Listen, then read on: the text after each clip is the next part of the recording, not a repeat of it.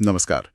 आज हम इतिहास में थोड़ा पीछे जा रहे हैं। क्या होता अगर 19वीं सदी में मतलब मराठा साम्राज्य ब्रिटिश सत्ता से हारता ही नहीं अच्छा। और मान लीजिए आज तक भारत पर उन्हीं का शासन होता। ये तो सोचने वाली बात है। काफी बड़ा क्या होता अगर है ये। बिल्कुल, हमारे पास जो सामग्री है वो एक लेख के विचारों पर आधारित है। अगर मराठों ने भारत पर शासन किया होता ओके। तो ये लेख इसी काल्पनिक स्थिति को मतलब टटोलता है। चलिए इसी पर आज थोड़ी गहराई से बात करते हैं। जरूर। कहाँ से शुरू करें, राजनीति से? हाँ, वहीं से शुरू करते हैं। देखिए, मराठा विचार था हिंदवी स्वराज्य का। हाँ, यानी भारत के लोगों का अपना शासन। सही। तो इस विश्लेषण के अनुसार उनके राज्य में भारत शायद एक तरह का संघीय ढांचा बनता। संघीय ढांचा मतलब जैसे राजपूत, सिख, दक्षिण के राज्य, इन क्षेत्रीय ताकतों को अपनी स्वायत्ता मिलती। अच्छा, उन्हें ऑटोनॉमी रहती। हाँ, पर वो सब एक केंद्रीय मराठा सत्ता के नीचे एकजुट रहते। ये दिलचस्प है। वे केंद्रीकृत भी और एकीकृत भी। हाँ, और इसका एक बहुत बड़ा नतीजा शायद ये होता कि भारत का विभाजन वो शायद रुक जाता। ये बहुत बड़ा पॉइंट है। पूरा उपमहाद्वीप शायद एक रहता। हाँ, हालांकि ये भी है कि इतने सारे राज्यों को साथ रखना वो भी एक चुनौती तो होती ही। बिल्कुल। खैर, ये तो हुई राजनीति की बात।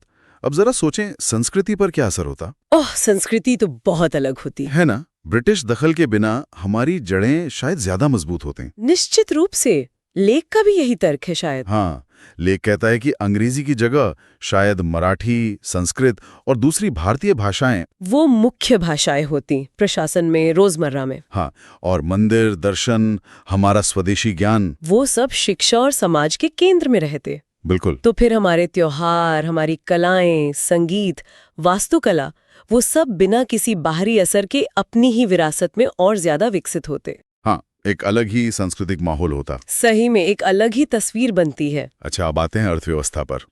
ये भी एक बड़ा पहलू है। हाँ, बिल्कुल। देखिए, अंग्रेजों ने तो यहाँ से संपत्ति बाहर भेजी। हाँ, वो ड्रेन ऑफ वेल्थ थ्योरी। हाँ, लेकिन यहाँ कल्पना ये है कि मराठा प्रशासन शायद स्थानीय व्यापार को, उद्योगों को उनको बढ़ावा देता। हाँ, उनका समर्थन करता। जैसे मुंबई, सूरत, गोवा जैसे बंदरगाह, जो मराठा दौर में पहले से ही महत्वपूर्ण थे। हाँ, वो शायद बहुत पहले ही बड़े ग्लोबल ट्रेड सेंटर बन जाते। और हमारे अपने उद्योग जैसे कपड़ा, धातु का काम, खेती, जहाज बनाना, वो सब फलते फूलते। भारत शायद एक आत्मनिर्भर औद्योगिक शक्ति बनता। ये सोचना ही कितना रोमांचक है। मतलब हमारे अपने संसाधन, अपने कारीगर। तो आर्थिक रूप से भारत शायद आज अमेरिका या चीन उनको टक्कर दे रहा होता। इसलिए का इशारा कुछ ऐसा ही है। वाह। और सिर्फ अर्थव्यवस्था नहीं, सैन्य ताकत भी। हाँ, मराठा तो योद्धा थे।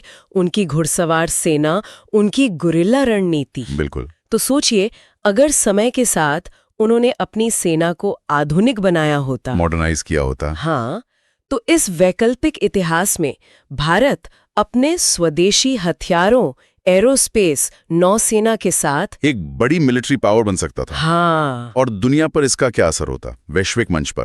एक मराठा शासित भारत शायद दुनिया में एक अलग तरह का लीडर होता। मतलब किस तरह का? शायद एक आध्यात्मिक और रणनीतिक शक्ति जो उपनिवेशवाद के खिलाफ खड़ा होता, और जो लेख में धार्मिक कूटनीति कहा गया है। धार्मिक कूटनीति, इसका क्या मतलब है यहाँ? मूल्यों पर आधारित। हाँ, मतलब नैतिकता और मूल्यों पर आधारित विदेश नीति।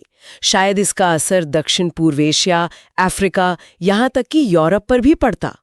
एक अलग तरह का ग्लोबल इन्फ्लुएंस। बिल्कुल। अच्छा, एक और अहम क्षेत्र, शिक्षा। हाँ, शिक्षा तो बहुत ही बुनियादी चीज है। अंग्रेजों ने तो क्लर्क बनाने वाली पश्चिमी शिक्षा थोपी। हाँ, जिसका फोकस सरकारी नौकरियों पर ज्यादा था। सही। लेकिन यहाँ ये विचार है कि मराठा शायद हमारी प्राचीन गुरुकुल परंपराओं को आधुनिक विज्ञान के साथ मिलाते। हाँ, तो एक अनोखी शिक्षा व्यवस्था बनती जो नैतिकता, पर्यावरण, जिज्ञासा इन पर आधारित होती। क्या पता शायद नालंदा और तक्षशिला जैसे केंद्र फिर से जी उठते। हो सकता है। और भारत दर्शन, गणित, आयुर्वेद, खगोल विज्ञान, इन सब में दुनिया का नॉलेज हब बना रहता। वाह, ये कल्पना तो बहुत अच्छी लगती है। हाँ, सुनने में तो ये सब बहुत अच्छा लगता है।